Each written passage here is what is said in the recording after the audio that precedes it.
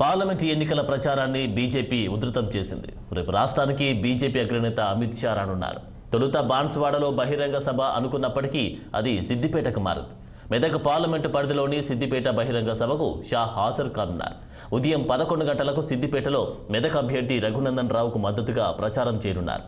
అమిత్ షా పర్యటన అనంతరం తెలంగాణలో ప్రధాని మోదీ, జేపీ నడ్డా వరుసగా పర్యటించనున్నారు.